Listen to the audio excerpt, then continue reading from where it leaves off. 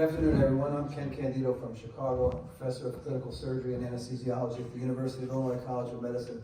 Privileged to be included in this diverse session on looking at some of the more recent impactful pain articles for this ESRA 2024. I'm not going to limit myself, however, to looking at regional anesthesia pain medicine as a journal. I've become much more inclusive of journals throughout the world, and I'm going to conduct my own little pro-con debate, if you will. I've got no disclosures as they relate to this activity, and so I'm going to cover three broad areas, not three papers. In fact, I'll probably cover about 12 papers during the next 19 minutes. The areas covered: the new approach, which is really an old approach, and it'll be a shameless self-promotion, if you will. The new evidence, which is really the old evidence. And finally, anticoagulation stoppage, the old versus the new. Now, evidence is all about perspective, isn't it? It's all about vantage point and the dissection of data. And what do I mean by that? Anyone can look at an article and they can just read the conclusion and they can ascribe to it or adhere to it, or they can go a little bit deeper and try to find the foundation for what created that data collection and assimilation and conclusions. This is one of the most beautiful cities I've ever been to in my life. 2 days back, I went to the Illusion Museum here in Prague.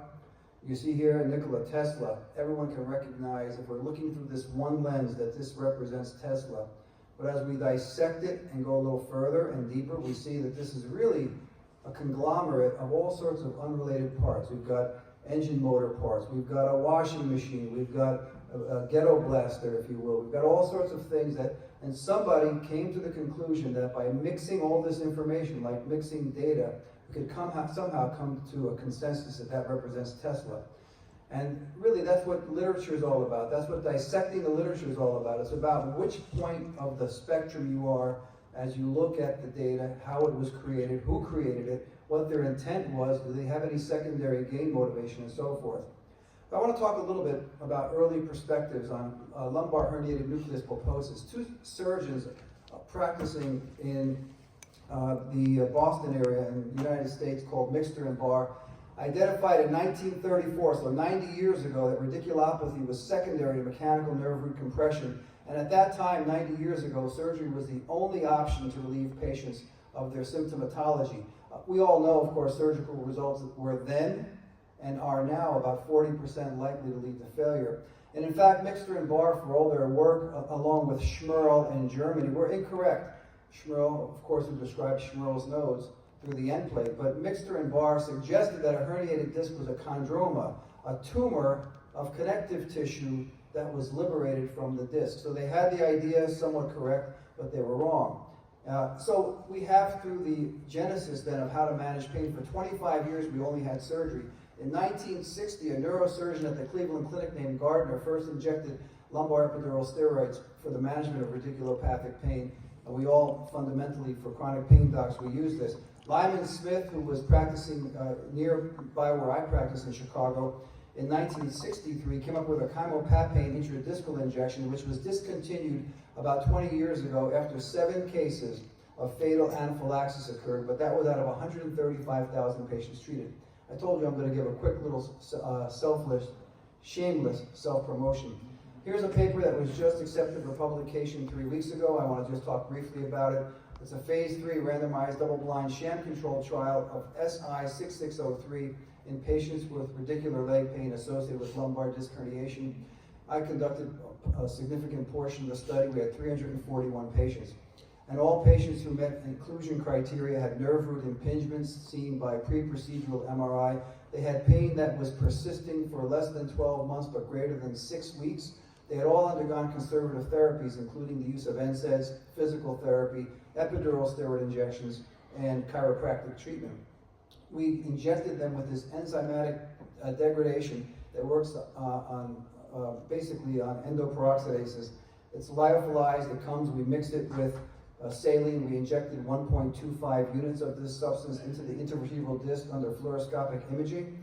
And what did we find? Well, in general terms, what we found were demographically, average age of patients was about 47 years. They all started out with leg pain of about 72 on a 100 millimeter numeric rating scale. They had motor changes, largely type 0, the majority, but they also had some edema and they had some bony infiltration into the vertebral body, which is type 2, a lesser percentage. So what do we find again? Well, compared to sham, the injection of this enzyme into the intervertebral disc reduced leg pain, radiculopathic pain unilaterally at the 13-week endpoint, which was actually our primary endpoint for the study. It also demonstrated, so that was clinically and statistically significant. We did serial MRIs on these patients and found that we also were able to reduce intradiscal volume, although that didn't reach statistical significance. And we also found an improvement in Oswestry disability indices. Most importantly, there was about a 50% reduction in the likelihood of have these patients going on for surgery, which I think is clinically important, very relevant for what we do as interventional pain physicians. So the conclusion was that at the primary endpoint up to 13 weeks of radiculopathic leg pain was met.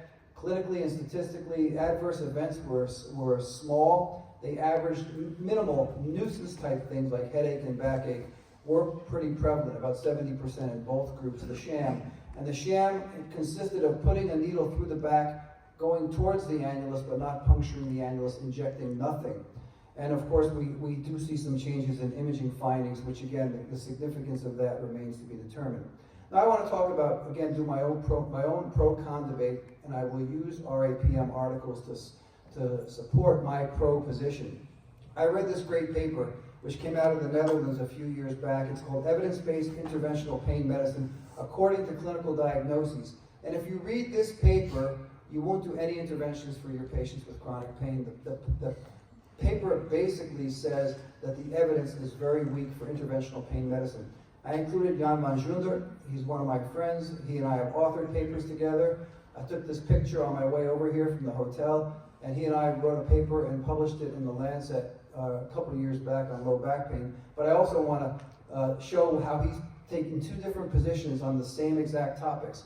So this paper from the Netherlands looked at 27 pain diagnoses, all the way from the top of the head down to the bottom of the feet, everything in between, including cancer diagnoses, trigeminal neuralgia, foot pain, leg pain, abdominal pain, failed back surgery pain. And what they did was they graded the evidence into 3 grades. Grade A, highest level of evidence, including various randomized controlled trials of good quality. Grade B, randomized controlled trials with methodological limitations or only large observational studies. And grade C, observational studies or case series.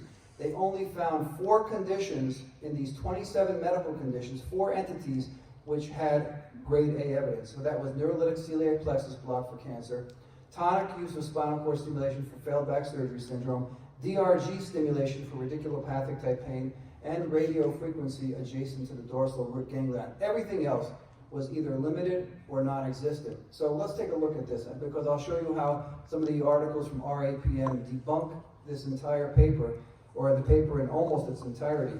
So for cervical radiculopathic pain, the authors found that interlaminar steroid injections had very weak evidence. They first wrote this paper in 2010, they updated it in 2015. This 2018 iteration was the 3rd iteration of looking at their data. Cervical epidural steroid injections don't work. Next, therapeutic cervical medial branch injections, as well as radiofrequency neurotomy, weak evidence, it doesn't work. Cervical MBB, cervical RFA doesn't work.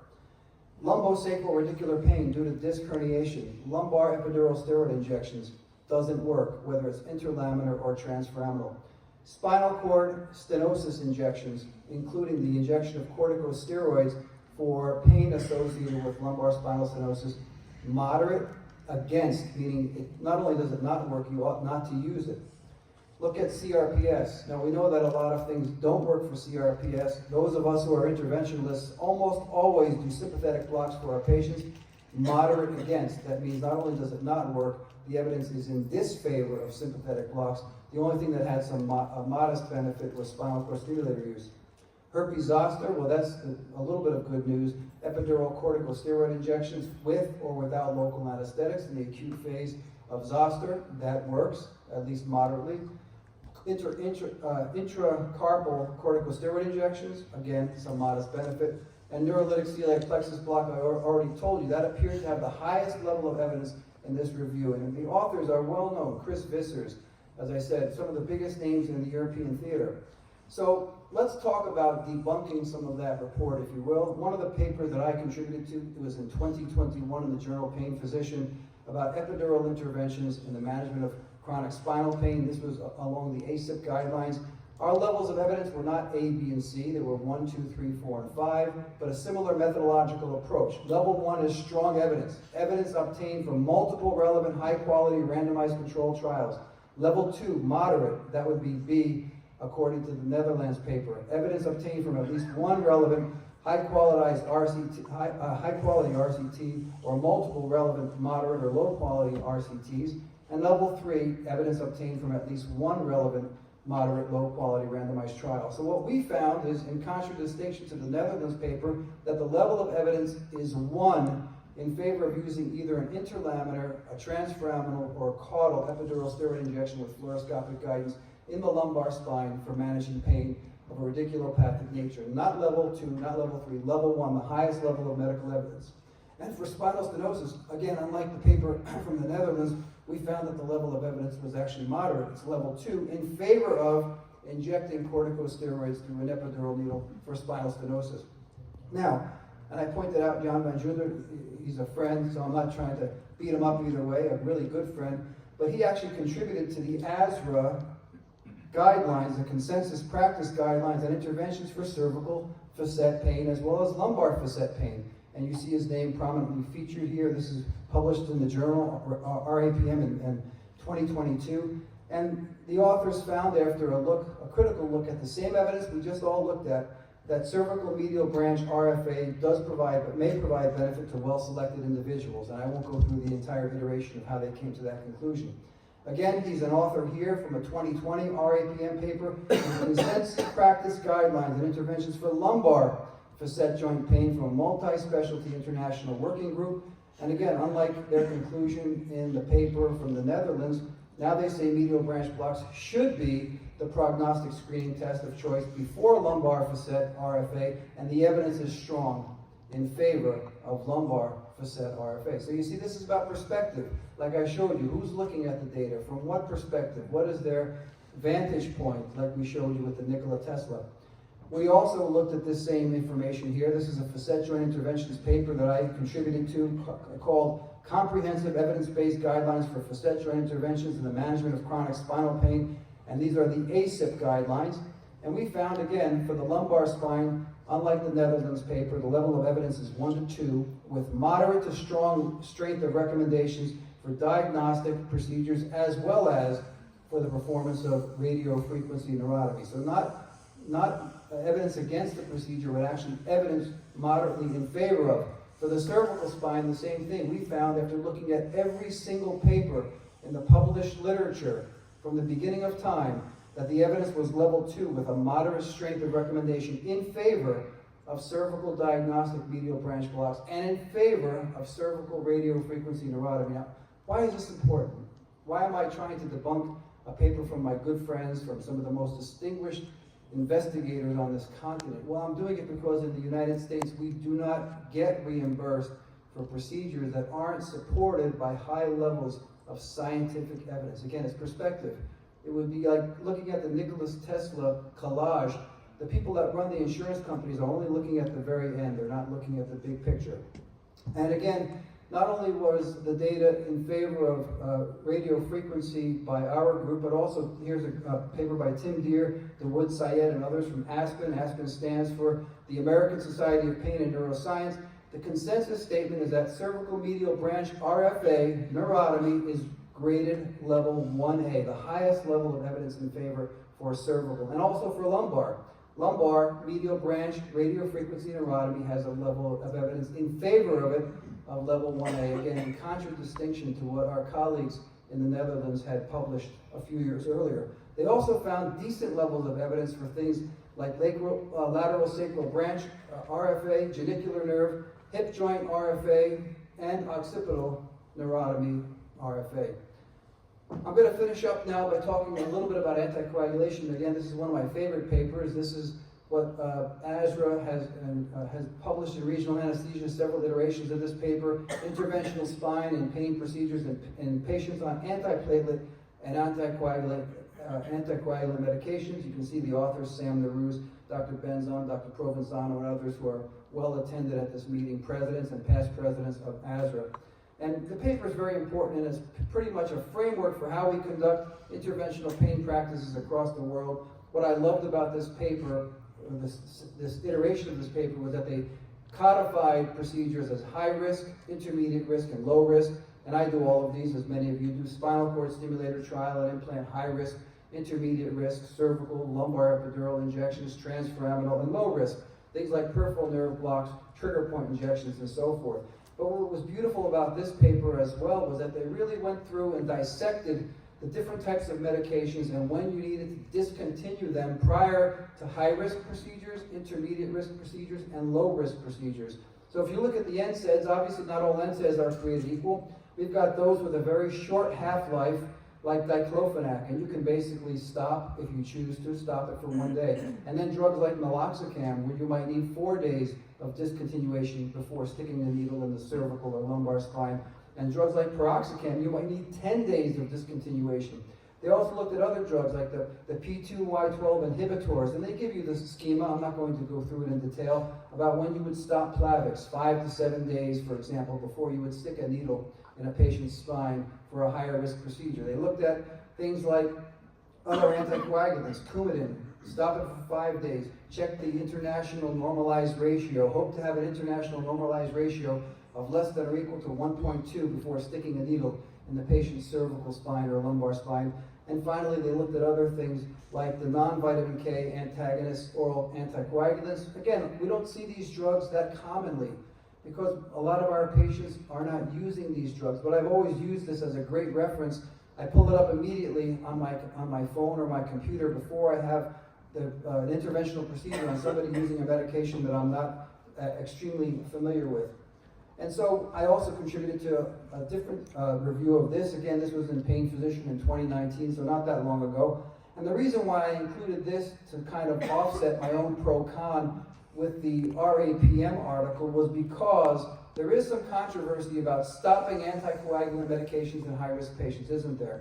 One of the things that we found was that the highest incidence of epidural hematoma in patients using these types of medications was on low molecular weight heparin. I didn't know that. I always thought it was Plavix. I even thought aspirin was implicated. But in a large review of the entire world history of literature on epidural hematoma formation, we found that it was low molecular weight heparin, which had the highest, the highest numerator. We don't know the denominator of all these conditions, but the highest numerator was with low molecular weight heparin. When we synthesized the data, we came to a little bit of a different conclusion than the RAPM publication. We found that there's fair evidence that the risk of thromboembolic events is higher than that of epidural hematoma formation with the interruption of antiplatelet therapy preceding these techniques. Although both risks are significant, so what do? You've got a patient who's very brittle, who you think is a reasonable candidate for your intervention. Do you stop it, or do you continue it through the procedure? We also found that there is limited evidence for the discontinuation of antiplatelet therapy on drugs like Plavix, again, which avoids complications of significant bleeding and epidural hematomas. That's limited evidence that doing this actually changes the outcome in our patients. And finally, we found that there's very limited evidence supporting the continuation or discontinuation of NSAIDs, meaning all that beautiful work in those graphs showing us the half-lives, and it takes 5 half-lives following first-order kinetics of elimination to get that out of your system. Does it really matter? We really don't know. So in summary and in conclusions, SI6603, that's the new intradiscal agent for lumbar disc herniation that I presented. It's really just an old concept, right? Lyman Smith showed us this 60 years ago, that you could stick a needle in the disc and inject an enzyme and cause some degradation of product. It may fulfill an unmet need for lumbar radicular pain from contained herniated nucleus pulposus to reduce the need for surgery. That's what we're all about, is keeping our patients away from surgery. Evidence exists in favor of lumbar and cervical epidural steroid injections, and lumbar and cervical medial branch blocks, and lumbar and cervical radiofrequency neurotomy, unlike what the paper from the Netherlands in 2018 implied. Again, taking the vantage point that I have of looking at all the data and all the literature. Anticoagulation management in the peri-procedural period needs to be assessed versus high risks in certain patients who you just simply cannot stop these medications for, And so when do we make that decision? Well, you must individualize it, but you also must live with the consequences.